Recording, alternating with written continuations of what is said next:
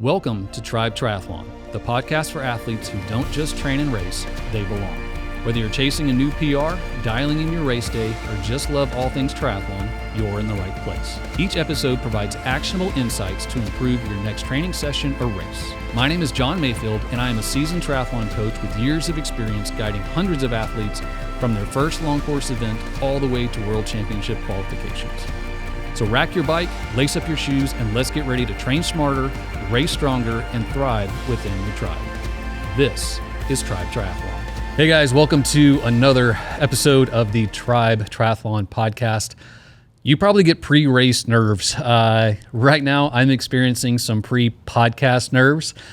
So it's a very similar sensation to that feeling that you're there on the beach waiting for that cannon to fire off. I was just riding up the elevator and thinking, man, I got a little bit of nerves here.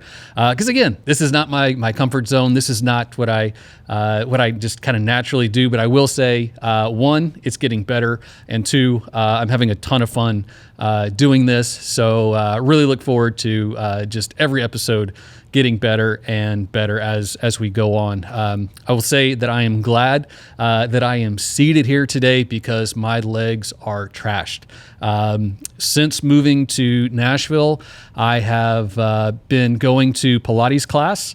My wife has been an instructor for a number of years, and she's working at a great studio here in Nashville, and I took the opportunity to start going, and I will say that I have absolutely loved getting into Pilates. I can feel myself getting stronger, and I emphatically know that it is going to be very beneficial to my training and racing. It is a combination of strength building from the power muscles, kind of the big three, the glutes, the hamstrings, the quads, but there's also a really key focus on core as well as stability muscles. So yeah, it's just been a great workout. It's different than going to the gym for sure.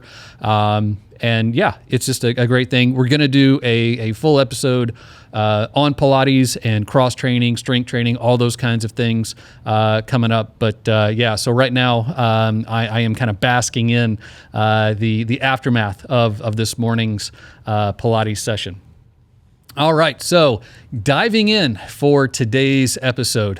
We are now 4 episodes in. I feel like we have a rapport now. We have a relationship. So I can be controversial, and I can say some things that may or may not be really well received. In fact, this is something I've been saying for a number of years, and I will say I have growing support every year that I have this conversation, but there are still those that are just not getting in line, and I feel like this is one of those hills that I'm going to die on, and it has nothing to do really with triathlon or training or anything like that.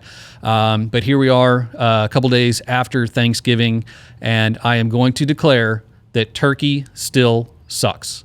There is a really good chance that you have not had a turkey like you had at Thanksgiving since last Thanksgiving. And if you did, maybe it was at Christmas. So you're on like 11 months. Why? Because no one really likes turkey. We are another year past, and there is still not a nationwide franchise that is built around selling turkey. Sure, there are some places that have turkey on the menu. Sometimes we eat turkey on sandwiches and that sort of thing. But even then, like, my favorite sandwich is the Italian sandwich. Like, sometimes I even tell them to leave the ham off of the Italian sandwich. Like, if the meat doesn't end in an I or a vowel, then I don't necessarily want it on there. So I get it. It's tradition. We grew up with it. It's nostalgic. Everyone says grandma's turkey or dad's deep fried turkey or mom's oven baked, whatever.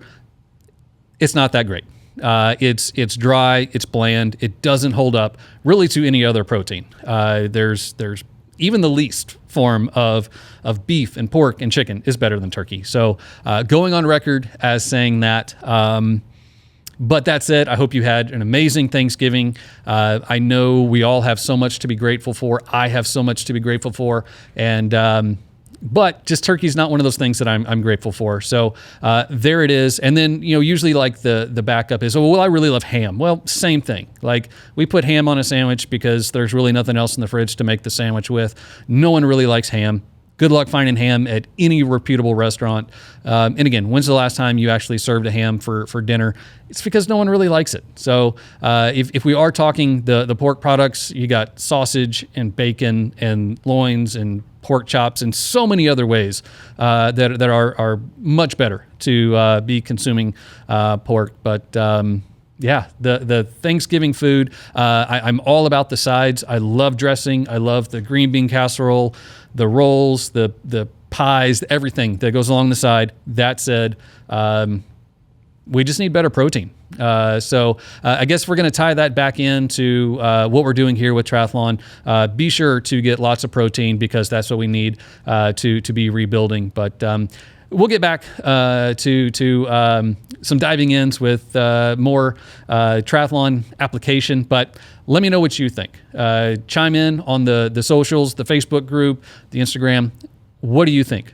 Are you still old school and think that turkey's good, or have you come around to realize that, we pretty much eat the turkey because we always have, and that's what we're expected to do, but it's really not that good. So look forward to hearing your feedback, and I hope that at some point you'll come along, and maybe we are the generation to really take Thanksgiving to the next level, keep the amazing sides, keep the amazing desserts, but really up the protein game. So over the last several episodes, we have been going over what I refer to as the 4 horsemen of long course racing. So today we're going to be covering the last of these, covering cooling. So in the past, we hit nutrition, pacing, hydration, and electrolytes. And again, today we're going to be discussing cooling. So these are the 4 things that really have to be dialed in and very well executed on race day in order for you to race at your best, for you to achieve the potential that you are capable of, to reap the benefits of all that training, all the gear. All of it comes down to how you execute on race day. And really, these are the 4 metrics that are most important that we really need to dial in and then execute with a high level of precision on race day. So again, today we're going to be diving into cooling, and then at the end we'll kind of wrap things up and move on to some more information, new topics. What causes increased body temperature? So there are several different things that cause us to need to be cool. First is the environment. It's obvious. The temperature, the humidity, the sun. Those are 3 things that are going to increase our core temperature. So temperature, humidity, pretty self-explanatory.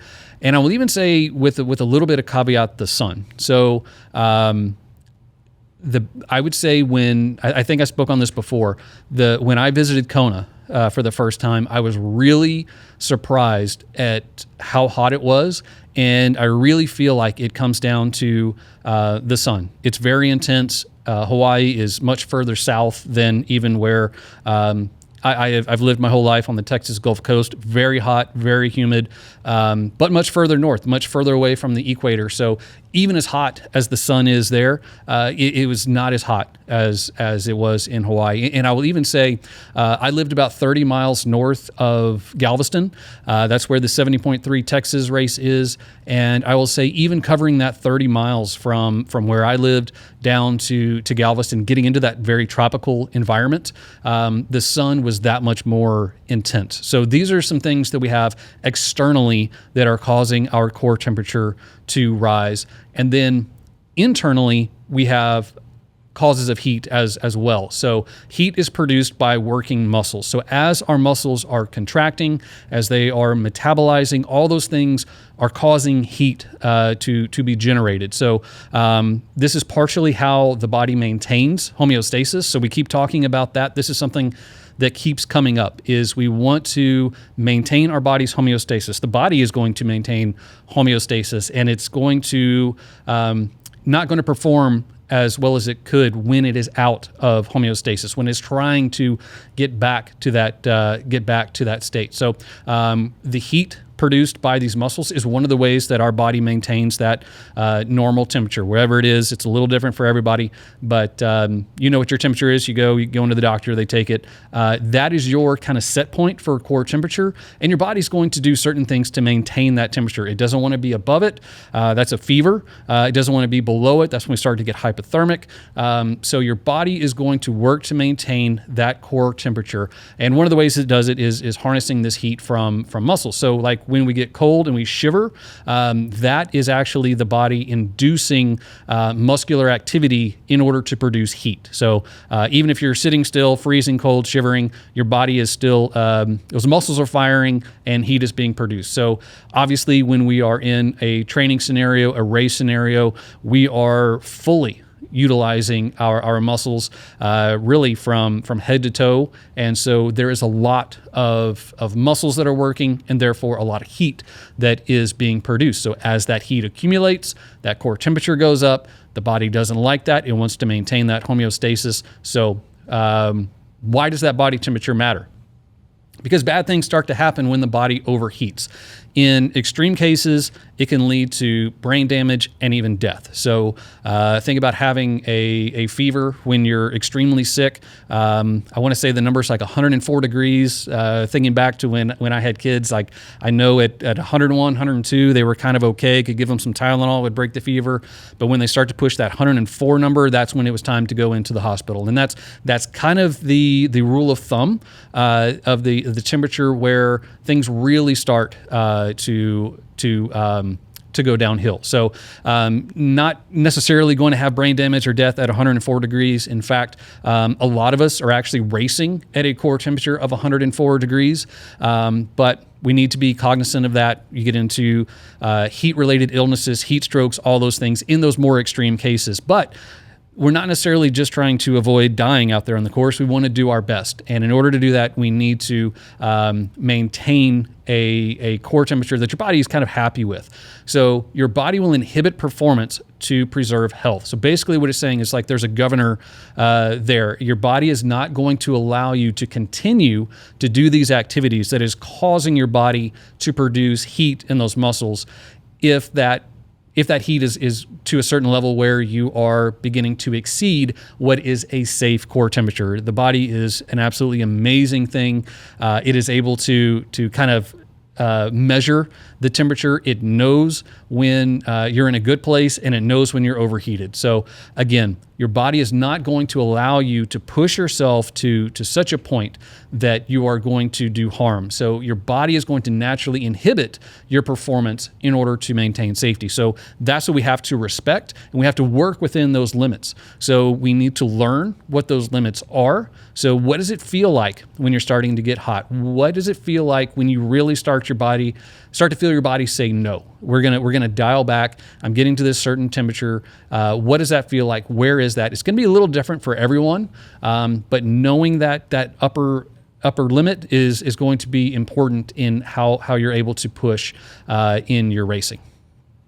So one study that I found said that a core temperature of 103 degrees, athletes can expect a 20% reduction in VO2 max. So basically what this is saying is VO2 max is one of those metrics that we use to quantify fitness, quantify raceability.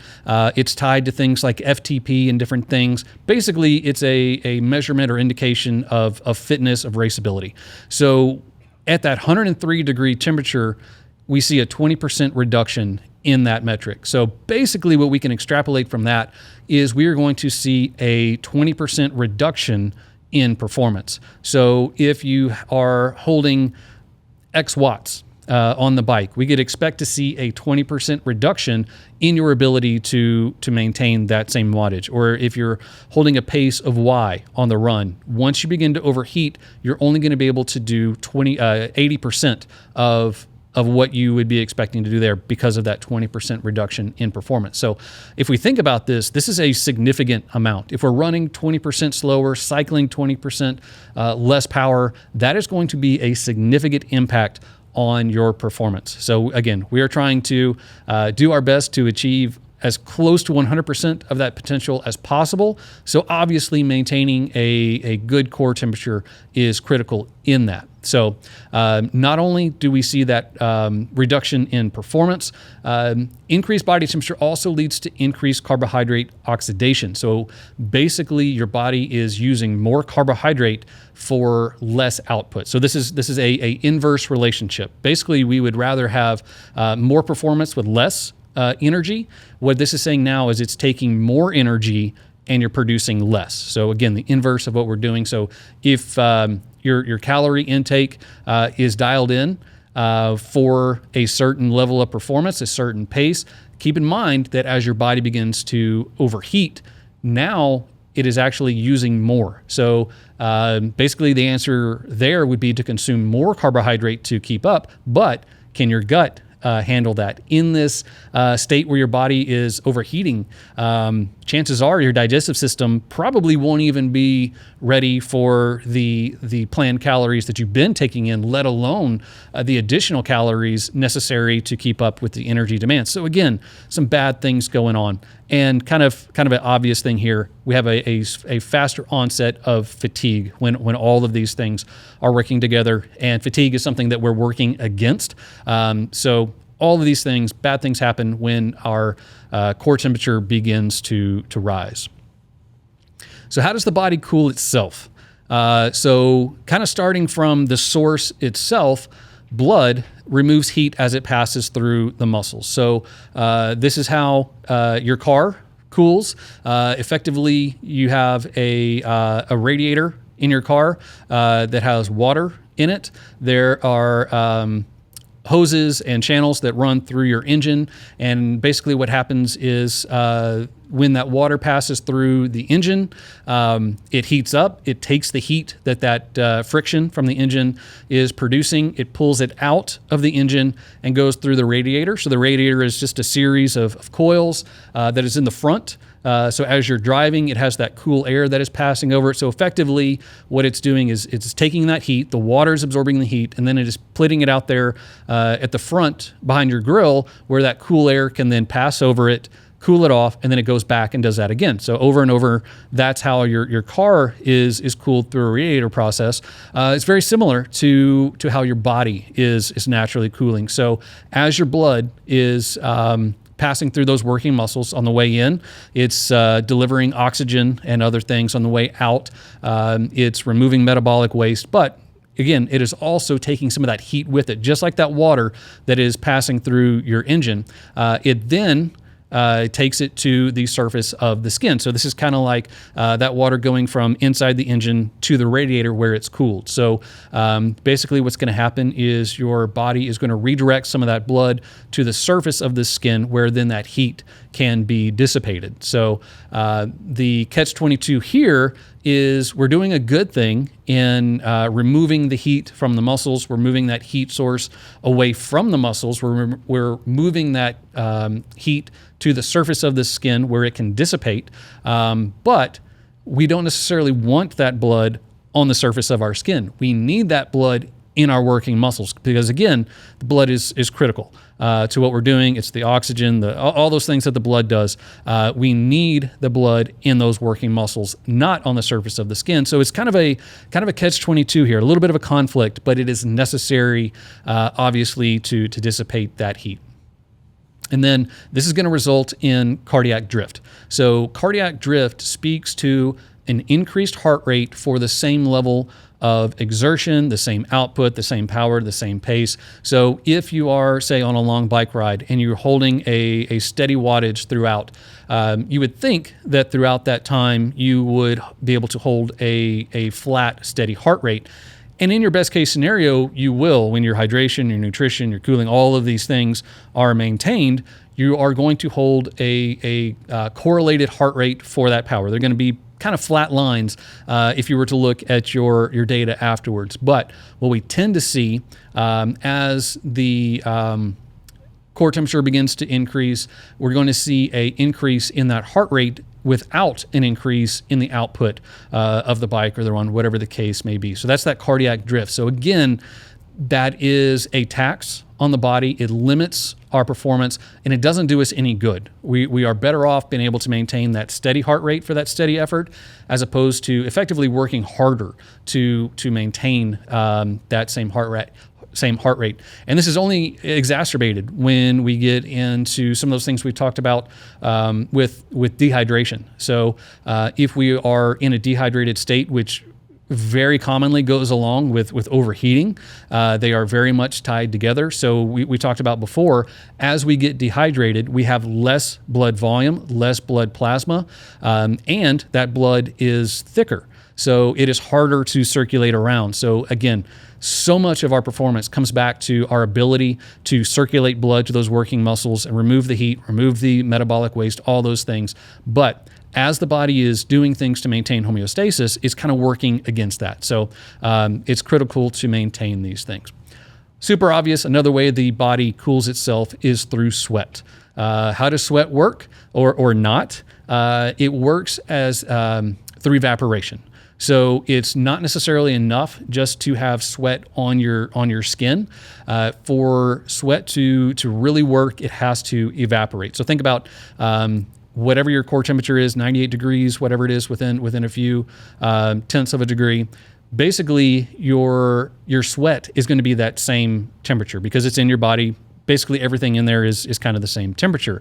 So as it goes from inside the body to out on the surface of the skin, it's the same temperature. So that's not going to reduce your temperature. And as your core temperature rises, so will the temperature of that sweat. So that alone is not really doing enough. In order for sweat to be effective, it has to be able to evaporate. And basically what that's doing, as that sweat evaporates, it's dissipating that heat along with it. So again, in order for the sweat to be effective, it has to be able to evaporate. So that is why it is much more difficult to stay cool in those humid conditions. So the higher the relative humidity, the more difficult it is for that sweat to evaporate. In fact, at 100% humidity, what it's saying is the air is 100% saturated with moisture. So basically it's saying the air cannot take any more moisture when it is 100% relative humidity. So in that case, where you're in an environment with 100% humidity, you're not going to have your sweat evaporate because the air doesn't have any more capacity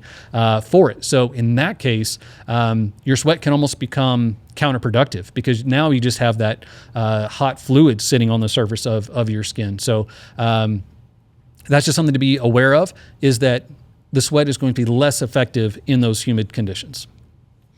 So how do you start cool? There are a couple things that you can do, but these are not super practical to what we do as triathletes. We've talked about before, so much of our performance really comes down to our ability to run well, to run strong, to run the distance, to hold the pace throughout the distance, especially in long course racing. So if you're racing a half marathon or a marathon at the end of your event, really your performance is going to come from being able to produce your best run splits possible.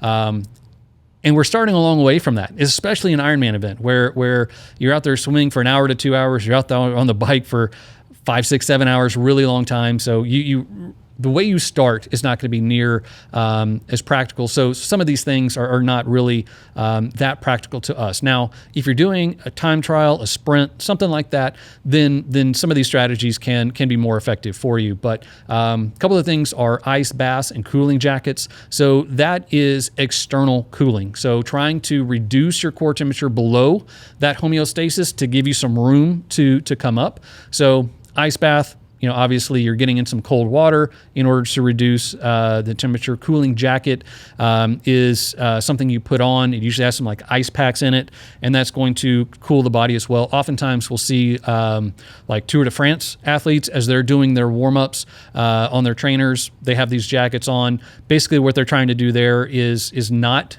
escalate their core temperature while they are on the trainer warming up. They're trying to warm their muscles, but not to the extent that the core temperature is going up. So that's why they are using these cooling jackets and that sort of thing. But again, when we're not starting the run for several hours, or even the bike for that matter, that's a couple hours away, especially at an Ironman event.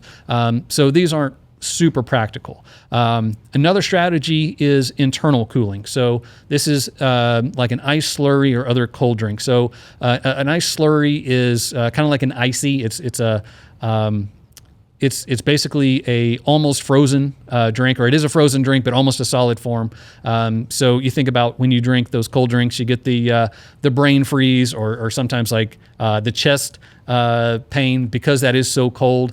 And then afterwards, or if you chomp on ice, you're sitting there, you can get cold and start to shake because you're ingesting those cold fluids. That is going to reduce your core temperature. Same thing with those cold drinks. But again, that is a very short-term solution to really what for us as long course athletes is more a long-term problem. So I think some practical things to keep in mind is to be wetsuit wise. Now, this is going to really depend and vary based on the athlete, your race, the conditions, all of that. And that's why I say be wetsuit wise. So take this into consideration. We say oftentimes that a race cannot be won on the swim, but it can be lost. And a lot of that has to do with pacing and that sort of thing, but it can also come down to your wetsuit. So really what I would say here is in those scenarios where the temperature is marginal, maybe it's even wetsuit legal. So Ironman rules require a temperature of 76.1 or cooler in order for it to be wetsuit legal. If it is 76.2 or higher, it's wetsuit optional, so you can still wear that wetsuit. But I would say be very careful in those scenarios where the water temperature is above that 76.2, simply because that is to the point where they're saying that it is too warm. And so you're going to feel the implications of that. Now, obviously things like your swimmability are going to play into this, and the other factors of the race. So when you hop onto the bike, is it already going to be a relatively warm day? Or is it a relatively cool day? So that's going to depend on that as well. So how much are you concerned about that wetsuit causing you to have an increased core temperature once you come out? Now, if it's a cold, rainy day, you can afford to come out of the water with a little bit higher core temperature than, say, if it's a hot day and it's already hot and you're going to hop on the bike and immediately be in that state where you are having to control your core temperature, and an elevated core temperature is going to immediately begin to impact your performance. So when you are deciding what to do, take that into consideration. Not just what is the water temperature, what is the implication of what am I doing here? And even here, the decision between a sleeve suit and a sleeveless suit can play into this as well. So there are multiple reasons I would say to advocate for the sleeveless suit. But one of those being it is going to be cooler. There is less of that neoprene covering your body, covering your skin, so more heat is going to dissipate, more water is going to be exposed to your skin, so obviously it's going to be cooler. So my rule of thumb is I only wear a sleeve suit when I absolutely have to, and that for me would be a water temperature probably somewhere around 60 degrees. So if it's definitely in the 70s. If I'm wearing a wetsuit, it's definitely sleeveless. Even the upper 60s for me, I'm still going sleeveless. Again, unless maybe there's a reason. If it's a really cold day and I want to be warm as I'm coming out of the water, maybe in that case I wear the sleeve suit. But in most cases for me, I'm going to wear that sleeveless suit until I absolutely have to. And for me, that's somewhere probably 65 and below. But again, it's going to be different for you. So take that into consideration and just be aware that even these kind of choices can actually have an impact on your day. So if you're coming out of the water, coming out of the swim, and you're already at an elevated core temperature, keep in mind that's just one more thing that you're going to have to manage throughout your day. And then I already mentioned it a little bit, it's all about the bike. So in order to set ourselves up for a good run, we have to nail the bike. We've talked about this in the other 4 horsemen as well, the other 3 horsemen. We have to get our pacing right on the bike. If we overbike, we're not going to have a great run. We have to nail our nutrition on the bike. If we're behind on calories or if we consume too much on the bike, we are not going to have a good run. We have to nail our hydration and our electrolytes. Again, if we come behind, if we're dehydrated, if we're low on sodium coming off the bike, we are not going to have a good run. If we are coming off the bike overheated, we're not going to have a good run. So it's again, easier to manage all of these things while we're on the bike, and especially maintaining our core temperature. One, we're moving at a much faster pace. We have that air that is moving over us, so we have much better cooling just from the air passing over our body. We're usually somewhere between 15 and 25 miles an hour when we're out there racing, so that is going to be removing that heat along with it. And we have control. We have our bottles there. We have those aid stations on a regular basis. They've got ice and cold water. So manage these things on the bike. That's going to set you up for a successful run. So how do you stay cool? As we just mentioned, nail your hydration and electrolyte protocols. So making sure that you are hydrated, making sure that you're getting adequate electrolytes, that is one of the key things that we are doing throughout the race. So something that we're going to see here are these 4 horsemen are going to begin to work together and really support one another for success. You absolutely have to adjust your pacing according to the environment. So as that environment changes, certain adjustments are going to be necessary. And so if the day is 10 degrees warmer than you had planned for, you can't maintain the same power. You can't maintain the same run pace. You're going to need to make an adjustment. Same thing in your training. Basically, in our training sessions, we are looking to achieve a certain amount of training stress, and that is done by a certain amount of time at a certain intensity. So we are not necessarily looking to maintain a pace for a certain period of time or maintain a power level for a certain period of time. Those are simply metrics that we use to quantify that effort that we are producing. So basically, we need to make those adjustments for the environment. Now, this is going to be different for everyone. There are some kind of rules of thumb that younger, leaner, smaller athletes are going to have less impact from the heat in these hotter conditions. Your older, larger athletes are going to have to deal with it more. There's more going on that the body's having to deal with. So it's not just a blanket statement to say at 10 degrees higher, we make this amount of reduction. This is, again, where you're really going to have to dial this in your training. Hopefully you have the opportunity to train in an environment similar to your race environment. But again, make those adjustments. And oftentimes we get married to a pace. We have a time goal, but again, sometimes those time goals just need to be adjusted as well because the conditions aren't there. Maybe your fitness is there, and if it were, say, 10 degrees cooler, you could go out and achieve that time. But without making those adjustments, you're setting yourself up for failure. So how do we stay cool? Again, two different approaches here. Both are best when used in tandem. So first thing we want to do is cool the body externally. So this starts on the bike. So this is water, ice, staying in shade as you're able to. And your ice bandanas are fantastic. And then keep in mind your apparel as well. So my recommendations for the bike, because again, we want to really make sure that we are maintaining our core temperature, not overheating out there on the bike in a race that is any amount of warm, not even necessarily hot. We need to do this. So what I always say is a cool bike sets up a nice run. A warm bike is going to set up a hot run. So taking that into consideration, even if it's just warm, you're pretty comfortable. It's a nice day out. Keep in mind that the afternoon is going to heat up. Whether it's a 70.3 or Ironman event, the run is most likely going to be hotter than the bike. So again, we need to be proactive here and make sure that we are doing what we can to maintain that core temperature. So what I always recommend is every time you go through an aid station, take a bottle of cold water. So historically, it's always been the same. The aid stations at an Ironman event start with water.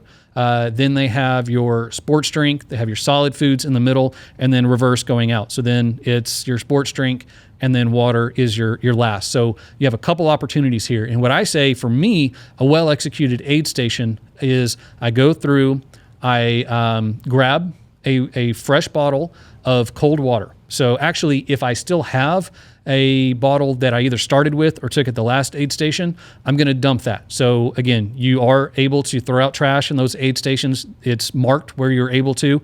So if I have a bottle, even if it's still full, if it's half full, it's not as cold as that bottle they're going to hand me. So I'm going to ditch it. I'm going to get rid of that one that has been with me for the last segment. I'm going to take that cold water bottle. First thing I'm going to do is chug as much of that water as I can, and then I'm going to spray my face, my head, my body, get as much of my body surface wet with that cold water as possible.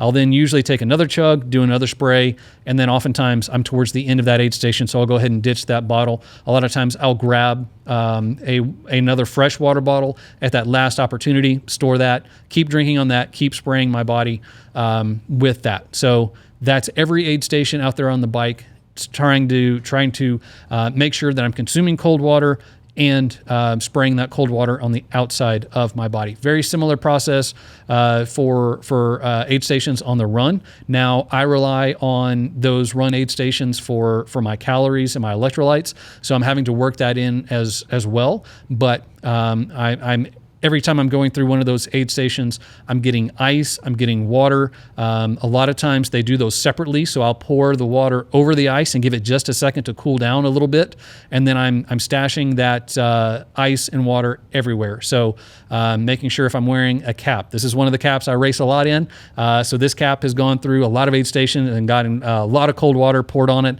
It's had a lot of ice stuck underneath it, and then same thing with the kit, making sure the kit stays wet with that cold water, and then stashing ice in it as well.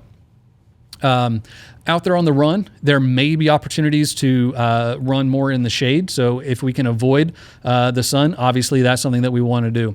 I mentioned ice bandanas before. This is something that I've raced with, and I really feel like it can make a nice difference here. So basically it's just a bandana. They have like a zipper pouch in them that you can put ice, goes around your neck. What I found for me, it works best if I actually kind of put it down the back of my kit, so that allows that ice to kind of sit on my shoulders, and as I go from aid station to aid station, that ice begins to melt. So I have the cold ice there on my shoulders, and then I have that cold water that is running down my back as that ice melts. So great thing there. And then keep in mind your apparel. So certain fabrics are more conducive to heat dissipation. So keep that in mind. And then even things like your helmet. Now, I will say this is less of a factor than it used to be. When I first got into racing 15 plus years ago, aero helmets were notoriously hot. So even though they provided that aerodynamic advantage and would save you a couple minutes out there on the bike course, they were hot. So you really had to take that into consideration. Is the numbers vary, but if you're, say, an Ironman and it's worth 5 minutes of the bike course, is that 5 minutes worth coming off the bike hotter? So again, we really want to make sure we're not overheating on the bike. Does that helmet cause you to have an increased temperature and therefore not as strong of a run? You're probably going to lose more than 5 minutes if you're starting hot, because your helmet is causing you to overheat, even if that helmet saved you 5 minutes on the bike. So what is the risk reward there? Now, I will say over the last several years, the aero helmets have gotten much better with their ventilation and their cooling. I wear mine on a regular basis, even when I was training in the Texas Gulf Coast, where it is notoriously hot and humid. I would wear my aero helmet well into the summer and really didn't have any issues with it. Now, I will say in the depths of those Texas Gulf Coast summers when it was really, really hot, there were times where I would opt for my road helmet just because it had more ventilation. But at that point, we were trying to get out every little ounce of anything to make us more comfortable. But again, just take all those things into consideration. Is what are you putting on your body, and how does that play into managing your temperature? So another benefit of utilizing that cold water on your skin is that is going to reduce the amount that your body is having to sweat. So if you are providing that fluid on your skin, which is basically what sweat is, if you are doing that and from an external source, then your body doesn't have to sweat as much. So what is that going to do? Well, it's going to help you stay hydrated because you're not sweating as much. It's also going to help you stay up on your electrolytes because you're not losing as much of of that sodium and those other electrolytes through your sweat. So it's a benefit there. Not only is it keeping you cool, it's also reducing the amount that you're sweating, therefore reducing the amount that you're going to have to drink, have to consume. So an additional benefit there.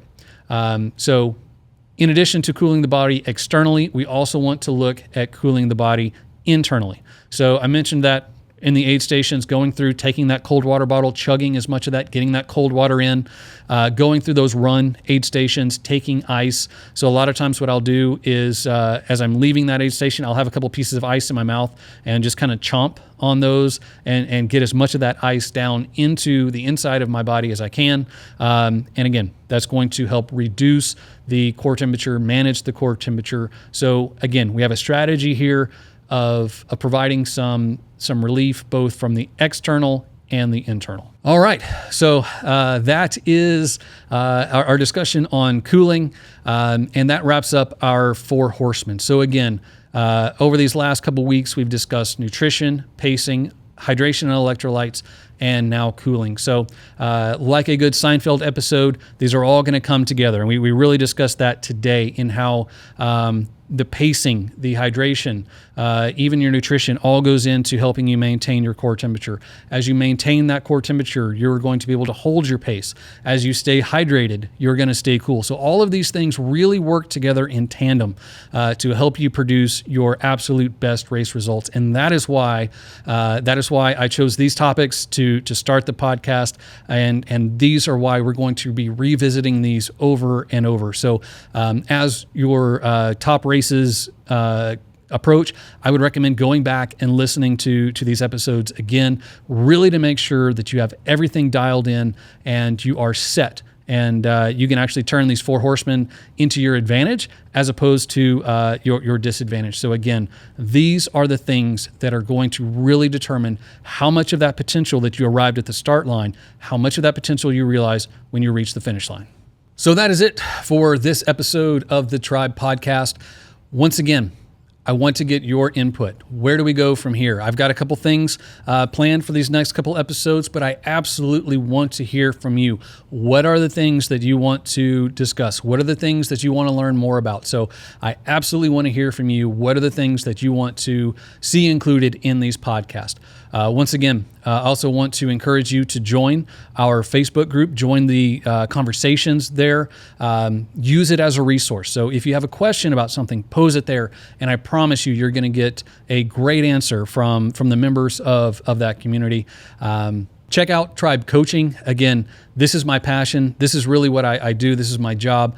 I would love the opportunity to work with you. And in order to do so, I've done everything I can to remove as many barriers. Again, even slashing the price that I charge, getting that down to $149 for the service that I was previously charging $350 a month for. And even if that's not in your budget, there's an option there at just $39 a month to get a fantastic training plan as well as community support. So you are going to, train in such a way that you are going to have a very high level of potential when you arrive at that race day, and then nail the 4 horsemen, and you'll have a great result once you cross the finish line. Thanks for tuning into Tribe Triathlon, where athletes come together to train smarter, race stronger, and thrive together. If you enjoyed today's episode, be sure to subscribe, leave a review, and share it with your training partners. Join the Tribe Facebook group to connect with community, and check out tribetriathlon.net to learn more about Tribe coaching.